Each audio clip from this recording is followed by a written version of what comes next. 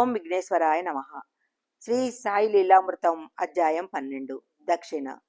సృష్టిలో వాస్తవానికి సర్వము భగవంతునిదే.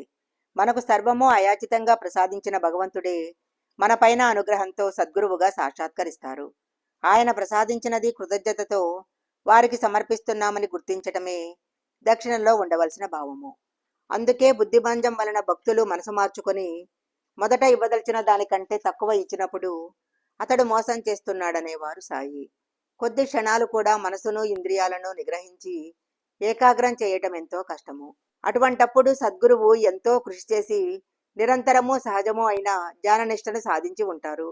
ఆ శక్తితోనే అనుక్షణము భక్తుల కష్టాలు కోరికలు తీరుస్తూ పరమార్థాన్ని చేకూరుస్తుంటారు. ఇది తెలిస్తే కానీ ఆయనకు కృతజ్ఞత ఎలా తెలుపుకోవాలో అర్థం కాదు. సద్గురువు కోరేది అలాంటి అవగాహన, కృతజ్ఞత, ప్రేమలనే.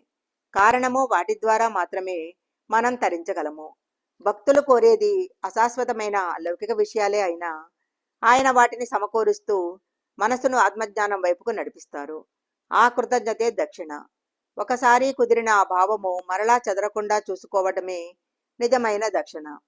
వారు నిరంతరం తపస్సుతో కూడబెట్టిన తపశ్శక్తిని మనం వారి రక్షణలో పొందుతాము.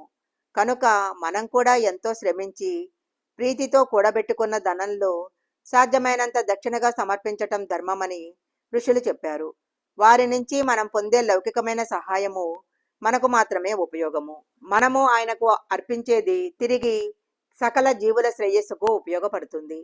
కనుక దాని ఫలితము కోటి రెట్లుగా ఐహికంగానో పారమార్థికంగానో మనకే సంక్రమిస్తుంది. అందుకే తాము స్వీకరించిన దానికి తిరిగి 100 రెట్లు మేలు చేయాల్సి ఉంటుంది అనేవారు బాబా. అధమపక్షము దక్షిణను దానంగా తలచిన ఆ దానాన్ని స్వీకరించే వారి ప్రాశస్తాన్ని బట్టి దానఫలం ఉంటుంది. అలా సాయికి సమర్పించబడిన దక్షిణ సకల దేవతలకు సత్పురుషులకే గాక సకల సృష్టికి పరమాత్మకు చెందుతుంది. మన భావము గుర్తింపులపై మనమిచ్చే దక్షిణ యొక్క ప్రాశస్తము ఆధారపడుతుంది. సాయి అడిగిన దక్షిణ అదే. సాయి కొందరు భక్తుల వద్ద దక్షిణ అడిగి తీసుకునేవారు, కొందరిస్తే తీసుకునేవారు. కొందరితో తాము సాధువు కాబట్టి ధనం స్వీకరించరాదు అని సౌమ్యంగా వద్దనేవారు. కొందరిచ్చే దక్షిణ కఠోరంగా నిరాకరించేవారు. దక్షిణ అడిగే రీతులు కూడా వేర్వేరుగా ఉండేవి. కొందరి వైపు మౌనంగా చెయ్యి చాపేవారు. కొందరితో దక్షిణ కుషణ ఏమైనా ఇస్తావా అనేవారు. ఎవరైనా ఇవ్వకున్నా ఏమీ అనేవారు కాదు. అబద్ధం చెబితే బయట పెట్టేవారు. అయిష్టంగా ఇచ్చిన ఆ పైకం అన్యాయార్జితమైన స్వీకరించేవారు కాదు. సాయి దక్షిణలో కొంత దునికవసరమైన కట్టెలు కొనటానికి, మసీదులో దేవాలయాలలో దీపాలకు నూనె కొనటానికి ఖర్చు పెట్టేవారు. మిగిలిన పైకమంతా సాయంత్రం అయ్యేసరికి పేదలకు సాధువులకు పనిచేసేవారు. ఇదంతా తెలియని వారు సాయి భక్తుల వద్ద డబ్బు గుంజుతారని ప్రచారం చేస్తూ ఉండేవారు.